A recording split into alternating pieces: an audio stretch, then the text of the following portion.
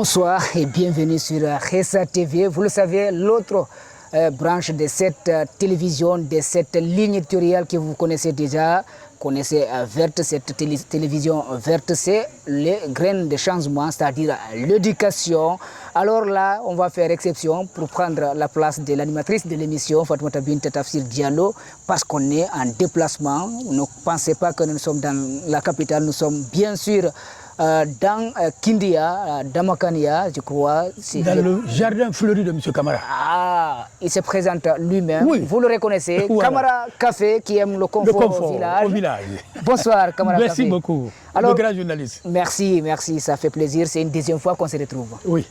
Et là, les circonstances, on va dire, obligent parce qu'on est dehors et dehors aussi c'est joli. C'est très beau. C'est la nature qui parle. Exactement. Mais aujourd'hui, on parle de l'éducation. Oui. Qu'est-ce que l'éducation représente pour M. Camara? L'éducation représente, pas pour M. Camara, pour tout le monde et pour le pays, le socle d'une nation. Le socle d'une nation. Le socle d'un pays. Sans l'éducation, le pays, il est mort. Aucun pays ne peut se développer sans l'éducation. Celui qui veut s'attaquer au développement d'un pays s'attaque à son éducation. Il faut s'attaquer à l'éducation. Celui qui veut aider le pays s'attaque à l'éducation. Alors aujourd'hui, vous n'avez pas fait un, deux, mais vous avez fait un recrutement à la place de l'État de près de 40 étudiants, 40 enseignants pour les prendre en charge à plusieurs niveaux, il faut dire d'une manière globale, parce qu'il y a la nourriture, il y a le salaire, il y a les primes d'éloignement, et puis il y a la santé, la fourniture scolaire des enfants. Parlez-nous-en. Bon, vous savez, il faut connaître l'importance de quelque chose pour pouvoir t'engager là-dedans. Oui. Et moi, j'ai beaucoup souffert pour avoir ce que j'ai aujourd'hui. Ok. Je vous ai dit que je faisais 6 kilomètres pour aller à l'école. Oui. Nous avons vraiment souffert. Notre génération, on a beaucoup souffert. Donc, je me suis dit que vraiment, il faut apporter quelque chose à la contrée. Il ne faut pas que les enfants souffrent de la même manière que vous, oui, avez mais ce n'est pas années. Maintenant que j'ai commencé ça. J'ai réalisé beaucoup d'écoles. Ah, vous avez construit des écoles? J'ai construit à peu près 7 écoles dans 7 villages différents. Pas que dans votre village. Et ce n'est pas seulement cette année, depuis 2000, depuis 1999, 2000, j'ai commencé à faire des écoles. Okay. Mais je constate ces derniers temps que vraiment, dans ma contrée, il y a eu 2 classes qui n'ont pas été fonctionnelles et 2024. C'est fermé, manque d'éducateurs. Wow. Et dans mon propre village, j'ai fait 2 écoles. Ces 2 écoles, il y a eu 4 manquants, 4 enseignants manquants. Alors et tant d'autres.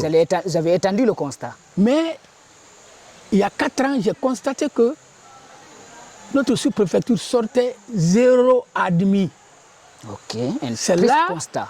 Ça m'a tiqué, j'ai dit, il me faut faire quelque chose. J'ai commencé à organiser. Nous avons constaté que le niveau était... La nature s'impose à nous, on nous demande de changer de plateau. On va aller peut-être se mettre à l'abri parce qu'il pleut déjà. Directement, vous l'avez constaté, le décor a changé, mais nous maintenons le même rythme, la même motivation pour vous fournir les informations avec notre invité, Monsieur Confort Village, il faut le dire comme ça. Hein. Là, on était en train de parler du constat qui vous a donné le courage de vous lancer dans l'appui du système éducatif, notamment dans votre sous-préfecture. Vous dites que vous avez constaté que le niveau baissait. En quelle année nous avons fait 0 admis 2 ans? 0 admis. Consécutif. 2 années consécutives, vous 0 avez... admis. 0 admis. Oui. 2019, je crois 2020. Donc, j'ai demandé les résultats, ce n'était pas bon. Donc, j'ai pris contact avec la direction préfectorale, avec la direction sous-préfectorale. J'ai dit, voilà ce que moi je veux faire. Premièrement, je veux que vous m'aidez à renforcer la capacité des enseignants. Parce que chaque fois que je viens, chaque fois que je viens dans un village, je rentre toujours dans l'école, dans une classe d'école, je regarde le tableau, souvent je suis déçu par ce que je vois. Et si c'est ce qu'on enseigne aux enfants, ça veut dire que le monsieur il a besoin de renforcement de capacité. D'une remise à niveau. Dès que j'ai dit à madame, elle dit, ah, moi je suis disponible. Donc je dis, dites-moi, ça fait comment et combien. Elle m'a dit ça, donc automatiquement on a lancé ça. En 2019 Non, ça c'est en 2021. Je crois 21, 22 comme ça. On a lancé ça. Et puis je leur ai dit, écoutez, voilà ce que nous allons faire.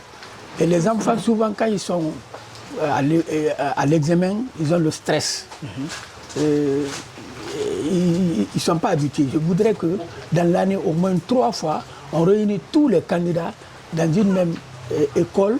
On les fait faire des examens, des tests. Un pré-test avant l'examen réel. Oui, les habitués. Qui n'a rien à voir avec l'examen blanc. Non, ça n'a rien à voir avec l'examen blanc. Donc, j'ai initié ça. Les enfants viennent, je les mets à l'internat. Les anciens aussi à l'internat. Ils font 3 jours, ils corrigent. Après, on affiche les résultats. Certains rentrent contents, d'autres. Mais ça les a encouragés, ça les a habitués à l'examen. Donc, nous avons dites les choses clairement, hein, quand vous faites les élèves, vous mettez les élèves et les enseignants à l'internat, ça suppose qu'il y a une enveloppe qui sort. Bien sûr. On ne doit même pas dire ça, c'est normal. Mais il faut le dire. Non, vous savez, quand vous mettez à dire j'ai dépensé ça, on dirait qu'on t'a dit de le faire. Non, tu le fais pour toi-même et pour les enfants. Tu n'as pas besoin de dire. Si ce n'est pas à des occasions comme ça, pour encourager d'autres à faire, je ne dis pas. Parce que depuis 2000, moi je suis dans l'éducation. Je construis des écoles, mais je n'ai jamais dit. Si je compte, ça fait à peu près 7 écoles. Vous comprenez? Donc, je n'ai pas besoin de dire, parce qu'on ne m'a pas dit de faire. Moi-même, j'ai pris ma volonté, j'ai fait. Est-ce que j'ai besoin? Si je le fais, c'est une publicité gratuite, je n'ai pas besoin. Je le fais entre Dieu et moi, point tiré. Voilà. Mais là, comme vous l'avez dit, c'est le besoin de la communauté. Mais vous connaissez quand même, c'est quelque chose d'à peu près général en Guinée. Il y a le besoin un peu partout. C'est pour que les autres qui en ont les moyens aussi se lancent dans cette dynamique que vous le faites donc. Voilà l'importance de l'école. La plupart qui ont de l'argent, ils ne sont pas rentrés à l'école. Okay. Si vous prenez les 100 qui ont les moyens ici, qui ont réussi ici, tu ne sortiras pas 5 qui sont rentrés à l'école. Okay. Mais ils sont extrêmement intelligents. Parce que moi, j'ai eu à travailler avec tous ces gens-là, tous ces grands-là. Ils sont extrêmement intelligents. Je prends Elfa Amadou. Prends un universitaire qui a fait doctorat en finance. Viens, il te tapera et tu sortiras honte. Très intelligent. Mais le hic ici, moi j'observe. Et puis je suis du terroir. Moi j'ai grandi ici, je ne suis pas parti à l'aventure. J'ai grandi ici, j'ai fait tout ici, je connais tout. Donc je suis là à tout moment, je connais la réalité. Et quand je viens, je suis avec tout le monde. À Conakry, tu ne peux pas m'accéder. Mais ici, quand tu viens, je suis avec tout le monde, je ris avec tout le monde. On me donne des renseignements. Donc je connais, mais les autres là, même s'ils veulent faire comme je disais tout de suite, même s'ils veulent faire quelque chose, ils disent bon, allez-y remettre ça à mon grand frère, à mon cousin, à mon neveu ou à ma tante pour donner au village. Et délègue leur pouvoir. Exactement. Entre-temps, sa tante là, elle est plus nécessiteuse que ceux à qui on doit remettre. Conférence des pauvres, c'est la misère. C'est la misère. Donc c'est la différence. Moi je suis là, je connais tous les villages là. Donc ce que vous donnez en tant qu'appui, je suis. Des fois, c'est moi qui fais quoi? Ouais, des fois, c'est moi qui fais la répartition. Ok. Et si je suis là-bas, je dois faire donner, par exemple, du riz aux gens. Je fais la liste. Je connais tous les villages, je connais les concessions, je connais les gens. Je dis tel. J'envoie, c'est la liste là. Quand on finit, j'appelle les gens. Est-ce que tu as reçu ça?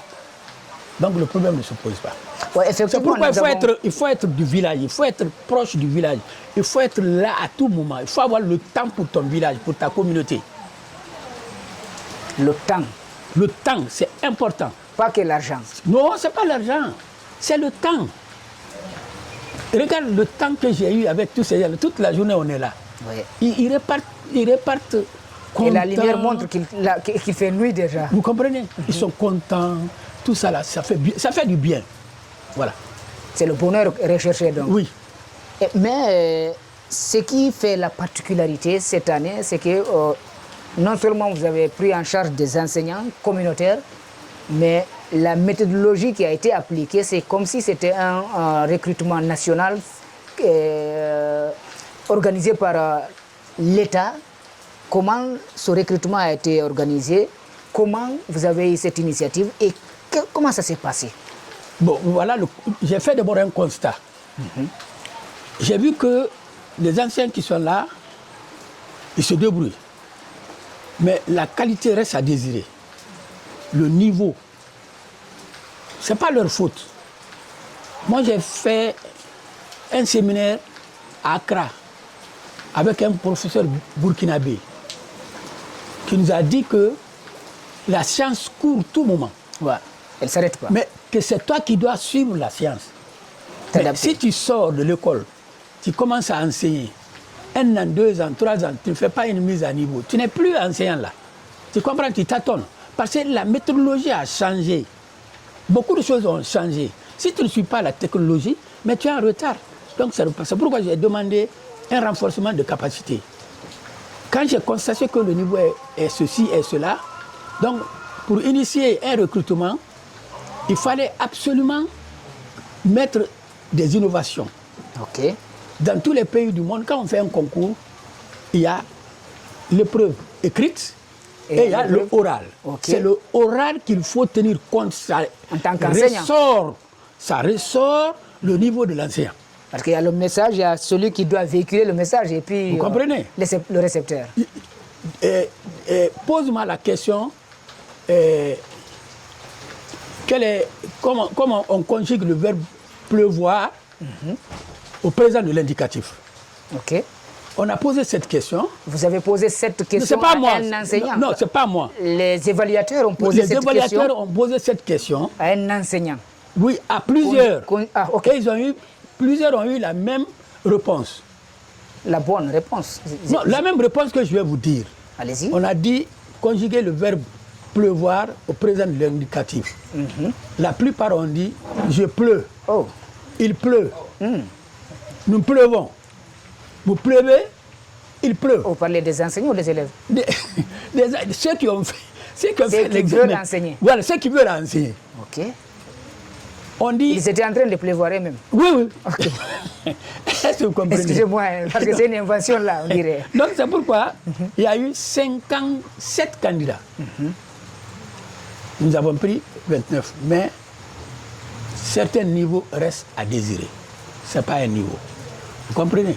C'est pourquoi j'ai mis cette méthodologie en place. Et même après ça, avant qu'il ne commence, nous allons faire un renforcement des capacités. Je veille moi-même. Et qu'est-ce qui va se faire? Parce qu'il y a des escaliers de prise en charge. Quand on parle d'un enseignant, lui, il n'est pas dans n'importe quel secteur. Son entretien, vous le faites comment, vous? Bon, pour un départ, nous allons leur donner un salaire substantiel. Plus que le SMIC. Plus que le SMIC. Je rappelle que le SMIC est à 550 000. Peut-être que je peux donner le double. Mais ça n'a rien à voir avec les primes. Il y aura des primes aussi? Oui, bien sûr. Plus le salaire? Oui, bien sûr. Première prime, le manger est assuré. Oui. La santé est assurée. Ok. Et nous allons assurer aussi... Les primes d'éloignement peut-être? Obligatoire. Ok. Pour encourager les enseignants à rester dans les villages. Dans les villages reculés. Par exemple, un enseignant qui reste ici, s'il reçoit le salaire d'ici, il a les autres primes là. Mais il ne peut pas avoir les mêmes primes que celui qui a 39 km. À Kondéa, par exemple. Kondéa et Dantoumaya, Samaya, Sangaria, ils sont dans la capitale, là, parce que je peux appeler sa capitale. Régional. Il ne peut pas avoir le même prime que celui qui a Sorondon. On ne peut pas comparer. Donc, Sorondon, non seulement c'est loin, mais la route n'est pas aussi... Non, dans tous les cas, c'est loin. C'est loin. Mais il ne va pas pour circuler, il va pour rester et enseigner. Donc, la route, l'affaire de l'autre, on ne parle pas.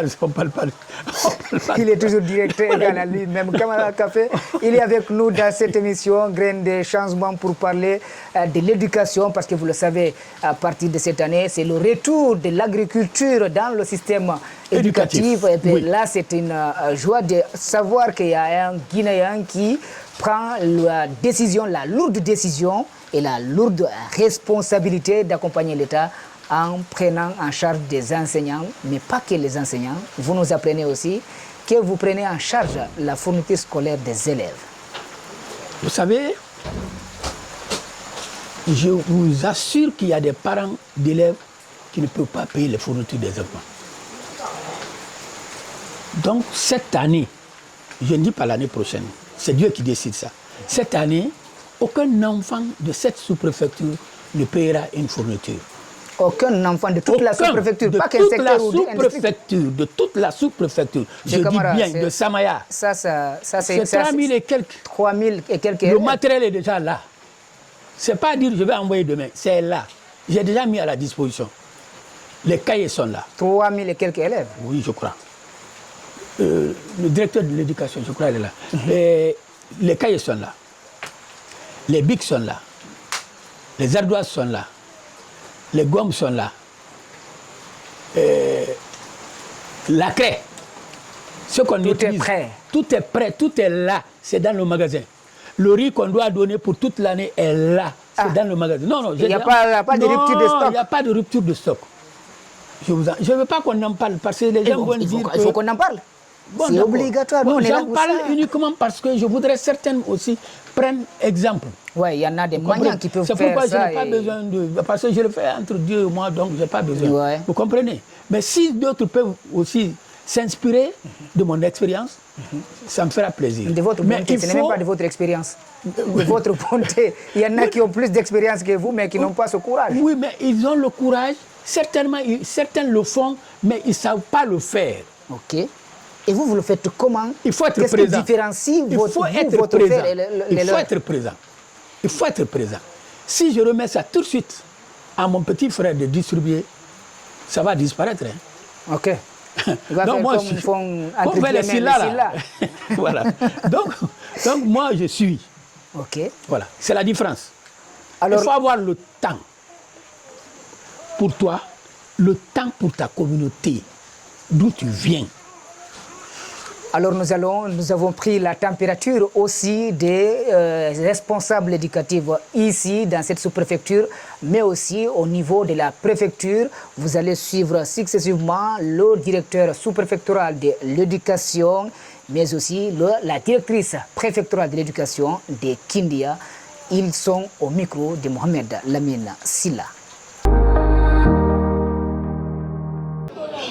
À Samaya, il y a un fils sortissant qui a pris 30-40 anciens en charge. Il les paye.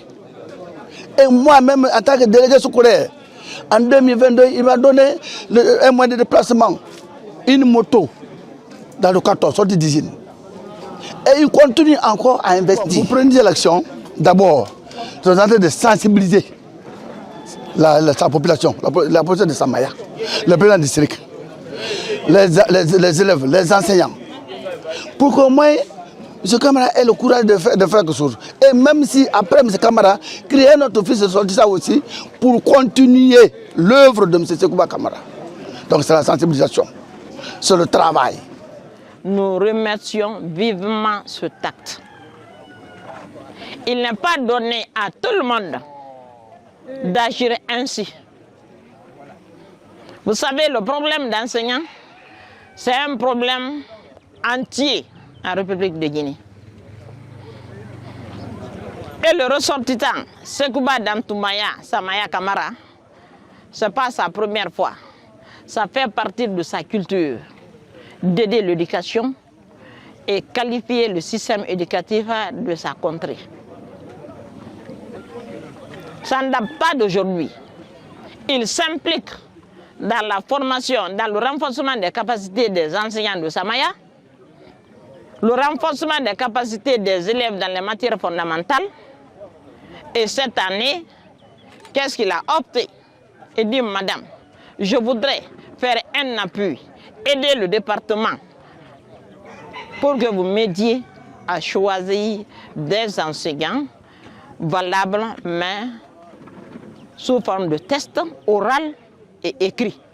Ceux qui seront retenus selon le besoin de la communauté, ils seront dispatchés. Le monde que vous avez vu autour, il y a les chefs de district, il y a les chefs de quartier, il y a les maires. Chacun est venu recevoir son enseignant.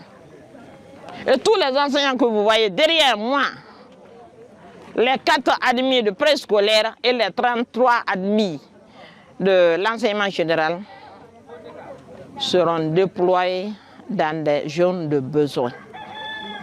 Ils sont pris en charge en matière de salaire, en prime de jaune, en santé et en nourriture. Et les maires et les chefs de district vont aller avec leurs enseignants tout à l'heure avec leur nourriture pour déjà commencer à préparer l'ouverture le 6 octobre. Directeur, j'allais dire que c'était au micro de Mohamed Lamine Sidibé, pas qu'un Silla, le Silla me fatigue, hein. Monsieur Camara, là c'est des encouragements, c'est des engagements de ces autorités pour perpétuer l'acte et vous nous avez déjà garanti que la ligne est dégagée. Ce n'est pas la présence de Camara Café seulement qui nécessite. Comment vous allez faire pour pérenniser cela? Vous savez, dans la vie, il faut être organisé. Okay. Et il faut savoir qu'il y a plusieurs manières de satisfaire les gens. On ne prend pas son capital pour satisfaire les gens. On prend une partie du bénéfice pour satisfaire les gens. Okay. Donc demain, même si je ne suis pas là, je laisserai un moyen de production, un moyen de travail. Je rappelle que nous sommes dans une plantation de 250 hectares. Et bon, vous êtes dans plusieurs autres... Vous aimez l'agriculture. Ouais, aujourd'hui, je veux qu'on parle exclusivement de l'éducation. Oui, mais nous, c'est les deux, carrément. Les deux. Ok, vous comprenez? Donc, vous allez laisser quelque chose, un écrit, pour dire que si vous n'êtes pas là demain, votre village... de testament. Bon, je ne veux pas parler de ça. Oui, entre guillemets. Entre guillemets, mes enfants vont votre absence, là, ce n'est pas dire que vous êtes parti loin, c'est peut-être que vous êtes en mission. Attends.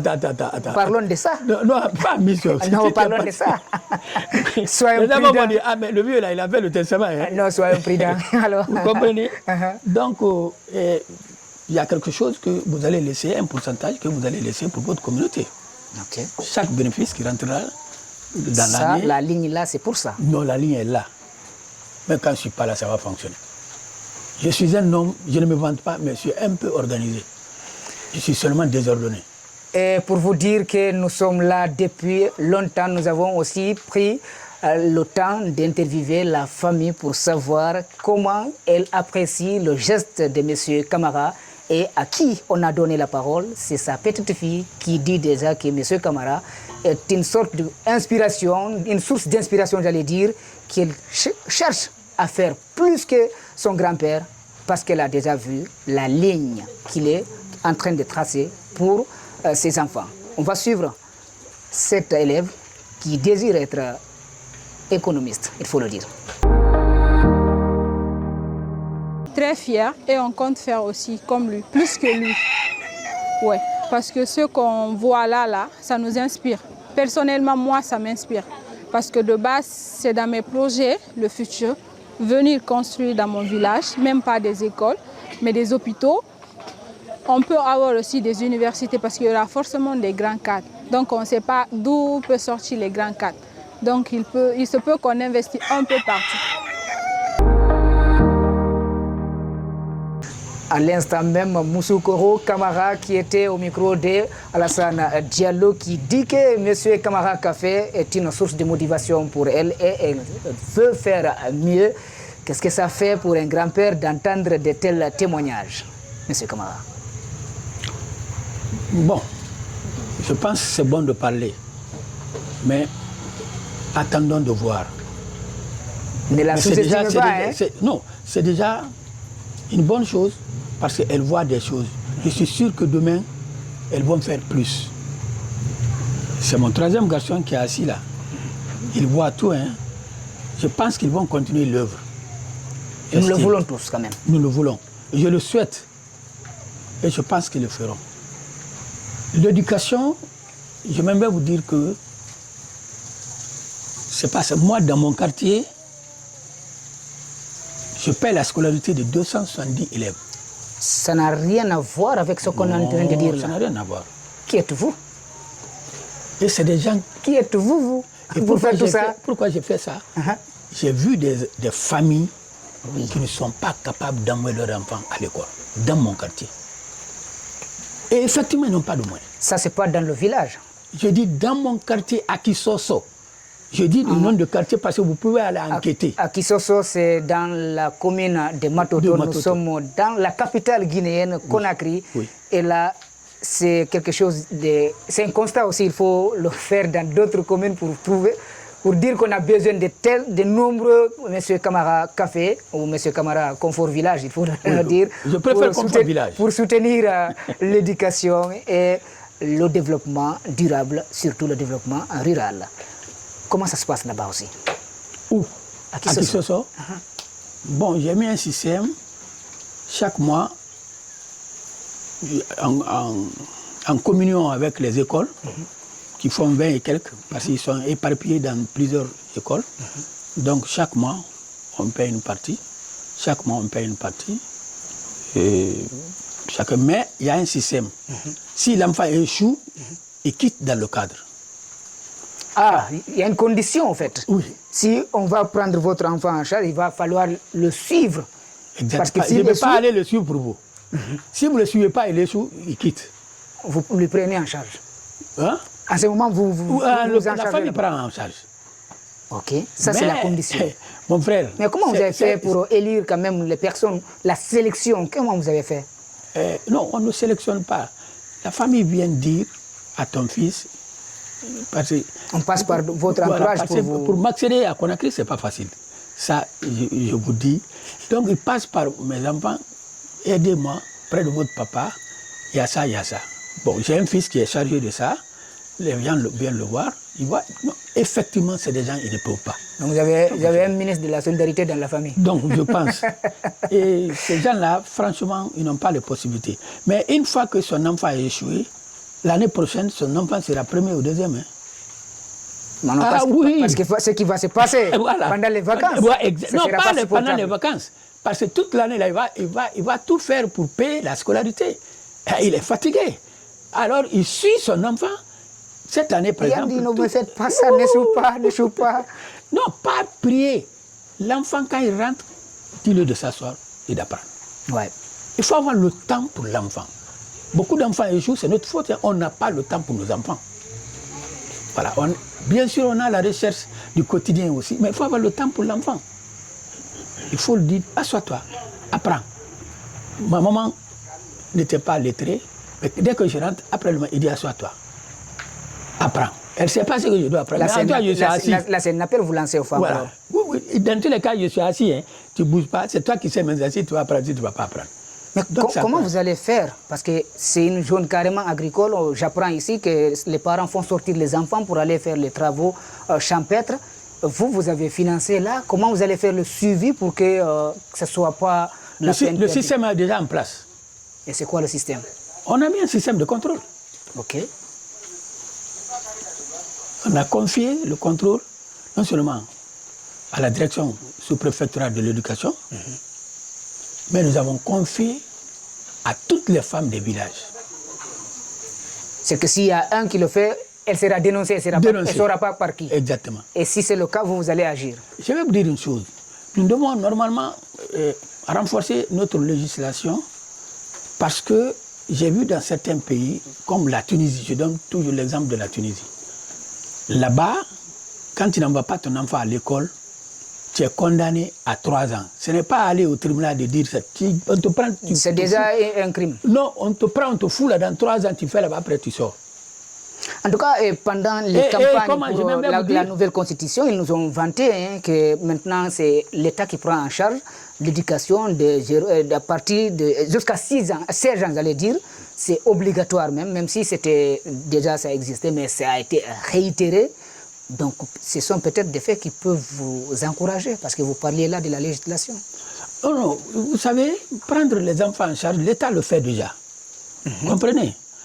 Selon ses moyens. Voilà, parce que s'il n'y a pas ce que je dis là, l'infrastructure qu'il faut... Ce que je dis là, ça, ce n'est pas le rôle de l'État. Le rôle de l'État, oui. Le rôle de l'État, c'est la responsabilité des parents. Le rôle de l'État, c'est légiférer. Celui qui n'envoie pas son enfant à l'école, il sera puni. Il sera puni de tel. Pas une amende, il va en prison.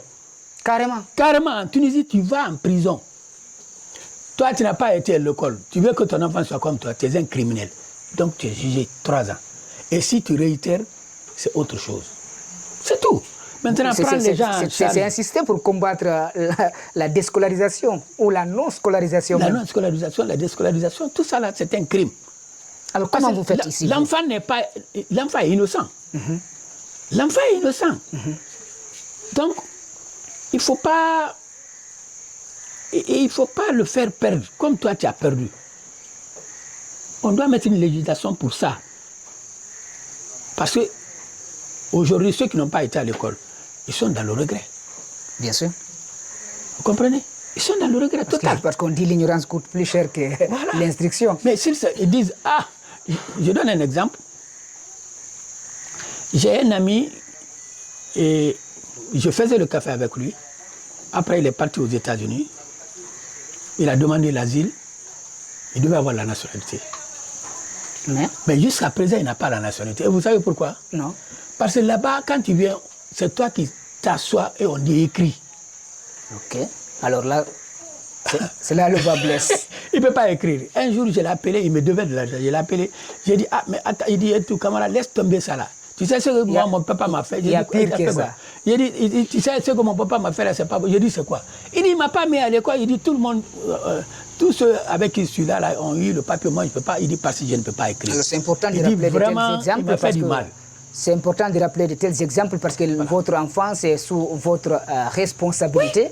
Alors, spécifiquement, vous allez faire quoi pour empêcher que les parents ne soient à la base de la déscolarisation, la non-scolarisation? Monsieur le grand journaliste, je vais vous dire quelque chose.